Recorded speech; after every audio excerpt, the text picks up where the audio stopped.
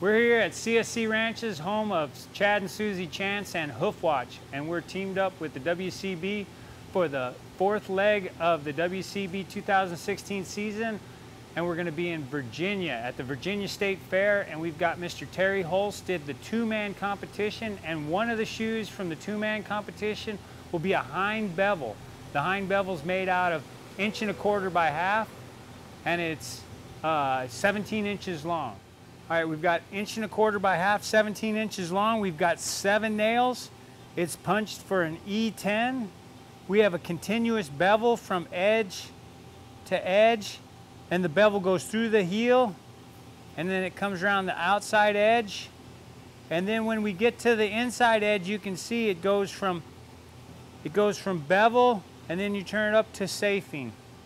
And the safing comes around and comes around the whole inside edge of the heel. You got to be punched pretty woofy to get it nailed on. And it's quite a bit of bump, probably a good 1.5 to 2 inches bumped into the outside heel. One of the specifications on the shoe is a bob punch toe clip.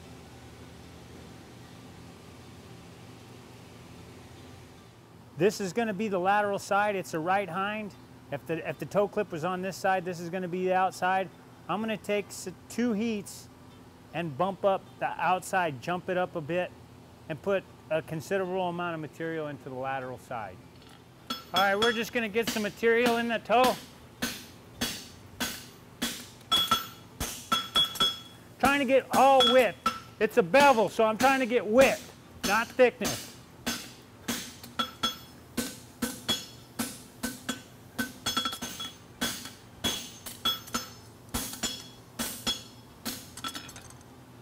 Just want to see what I got. Got an 1 1/4 in there. I moved my bump up the branch a little bit into the toe, so now I got some material to toe clip as well, but I'm still on the lateral side.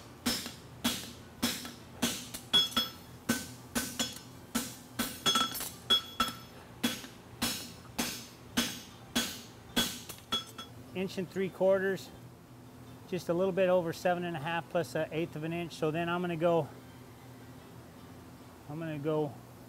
with 3/8 of an inch off to the inside. That'll give me 3/8 of an inch more on the lateral side, or 3/4 of an inch more. I'm gonna put my heel on, and I'm backing up the heel. I'm holding it at an angle, and I'm going all the way down, bumping up, holding it at an angle.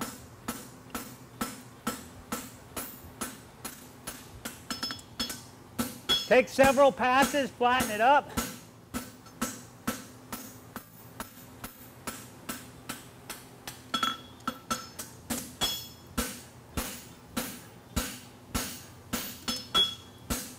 Now you can start to see, just going to get this pushed back a little bit, but at an angle, coming down,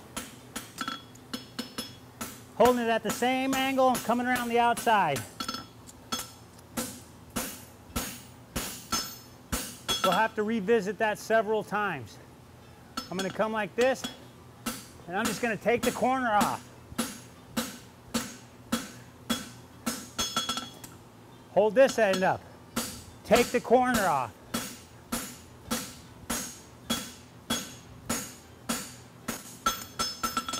Now, with this corner taken off, I'm going to flatten on this edge, and that's going to pull that this way. So that's going to just fall to the weakest area, and I'm going to do the same thing with this edge. And it's going to fall because there's nothing underneath it to hold it. I'm going to do that whole procedure one more time to crispen everything up just a little bit. Revisit everything one more time. Here at an angle, make my heel come around that outside edge. Now I'm holding at an angle, just kind of taking that and just trying to concentrate on getting a nice clean line, come right through that heel.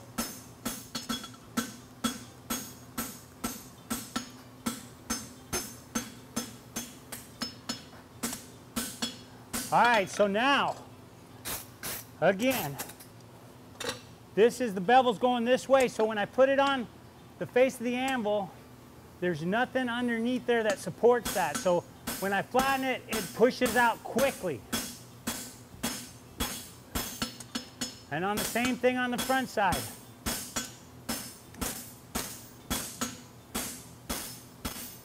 I'm going to come in here and just not really forging hard, but coming right on through and finish this heel. Because the reason I'm doing this one different is because now whenever I come over to this side, I'm going to lean this heel in and do the outside. Now I'll flatten it up.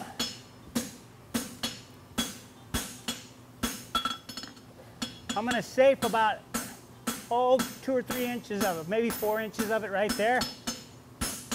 Flatten it up.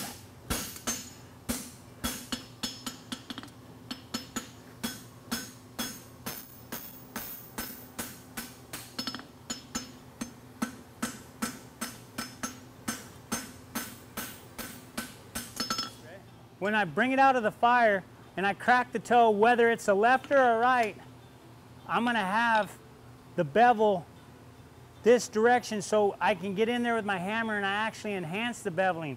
If I do it the other way, my hammer has to reach around over like this. It's not comfortable and I have to cross my hands up. All right, my center punch, I'm just going to hold it like this at an angle and crack my toe. It's going to warp on you quick because you're not dealing with square edges, and then the next time you just come in here and you just start it all over again.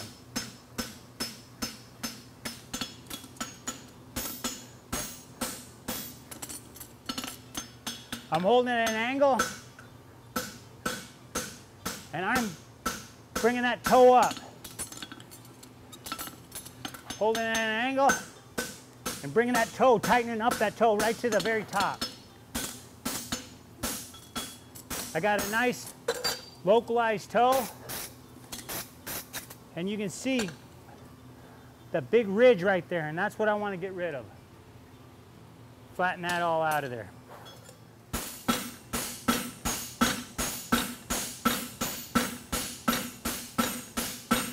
You can see where it just irons that all out. We'll go one more time with that. Now we're going to work the center of the shoe.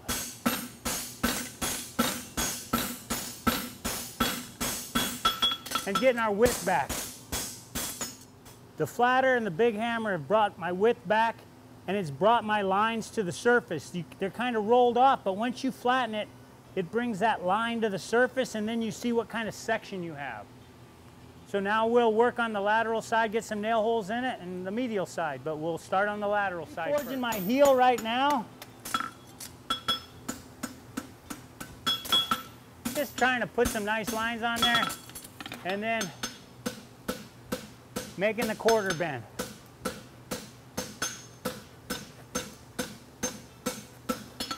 It warps, so you just got to keep staying after it flat-wise.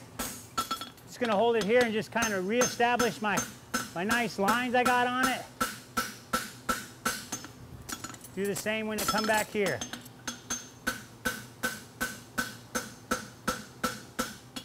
Come and just establish a nice flat section to drop the nail holes in.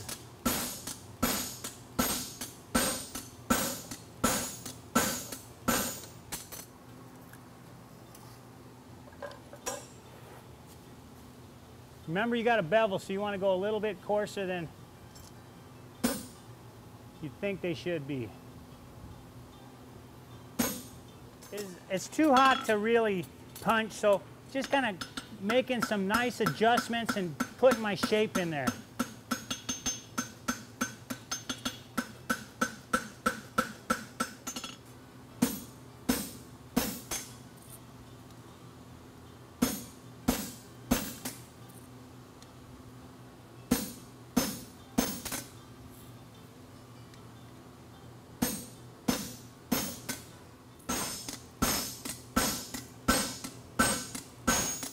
Perfect.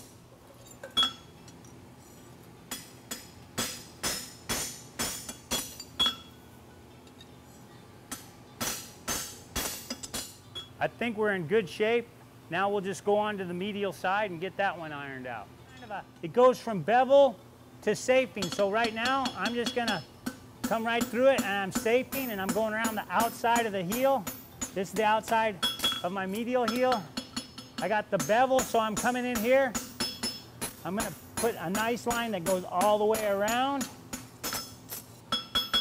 This line comes, this has got safing all the way around.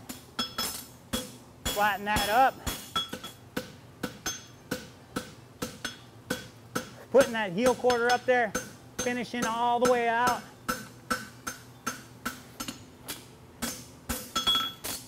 Then you just want to close it up a bit.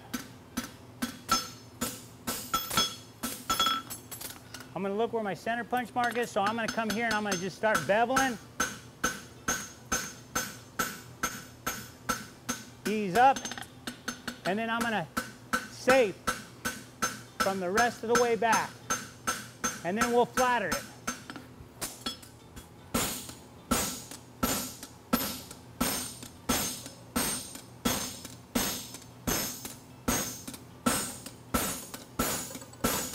Perfect.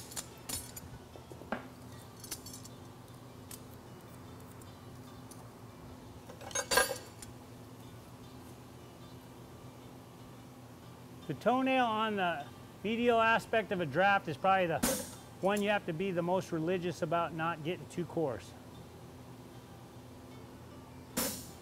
Hold on to it in the heel area, and all I'm going to do is reiterate that line, kind of finish off my nice beveling, and go up to my toenail, to the toe clip.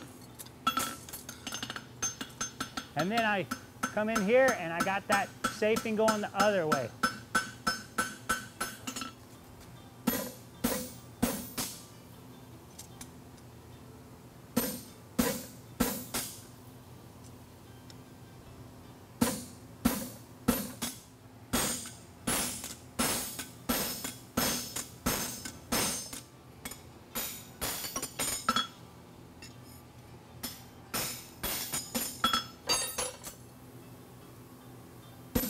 All right.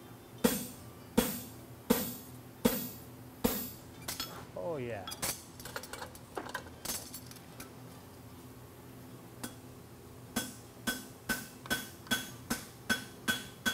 All I did there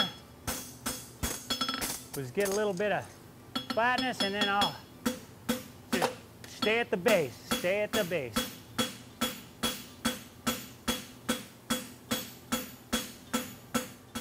Now that I've got the shoe pretty much roughed out, I've got a toe clip. I'm going to build everything around the toe clip. So I'm going to do the lateral side, really clean up my shape the way I want it, and then I'll drop my nail head in there to where it's crisp, and then rasp and file on it. All right, I'm just going to clean up my shape a little bit. Go right into my toe clip. And then bring it around the quarter.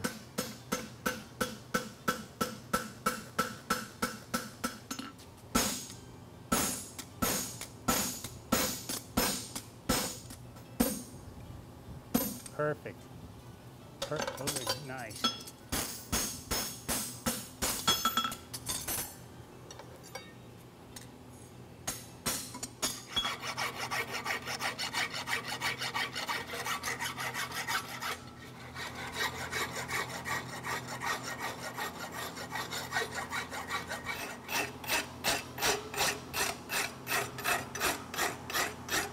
Clean up these inside edges, so I'm just going to go from my heel, go right on into my toe clip, and then hold it here, and I'm going to pick up the safing and come on around with the safing.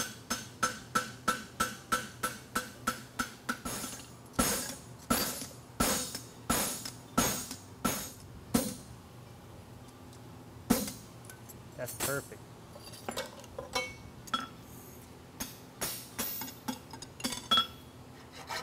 Blend all these side edges together.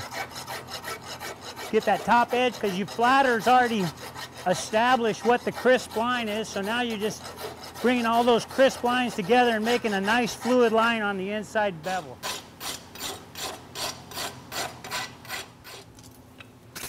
There we go.